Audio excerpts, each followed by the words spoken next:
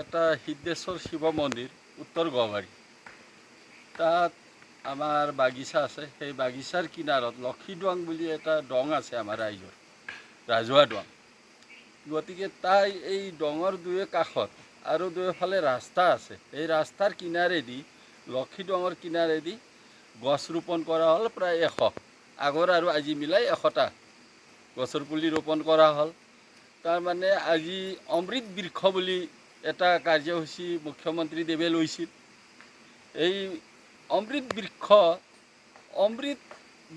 ৰোপণ কৰিব লাগিলে ফলজাতীয় বস্তু ৰুব লাগে। সেইকাৰণে আজি আমলখি, হবৰি আম, বিভিন্ন ধৰণৰ ডালিম ইত্যাদি বস্তু ৰোপণ কৰা গ'ল। আজি প্ৰায় 100ডাল হৈ যাব।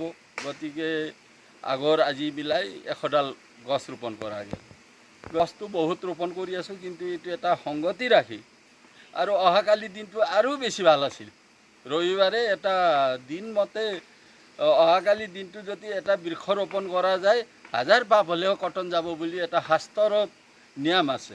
গতিকে সেইটো আজিহে কৰি দিলোঁ আৰু অহাকালি সময় তাকৰ কাৰণে কৰিব পৰা নাই।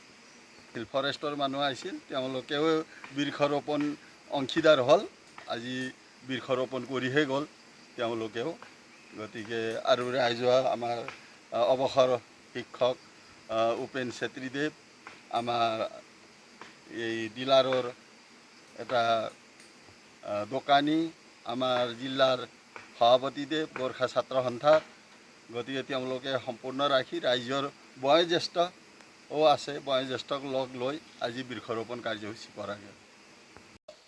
অস্থি দিৱস যিটো পালন হৈ আছে, সেই উপলক্ষে তাৰে লগত সংগতি ৰাখি আমি আমাৰ প্ৰকৃতিপ্ৰেমী তিলক সৰকাৰদেৱে তেখেতৰ উদ্যোগতে আমি মানে এই মন্দিৰৰ অলপ মাটি আছে, ইয়াতে আজি আমি অলপ বৃক্ষৰোপণ কাৰ্যসূচী আৰম্ভ কৰোঁ।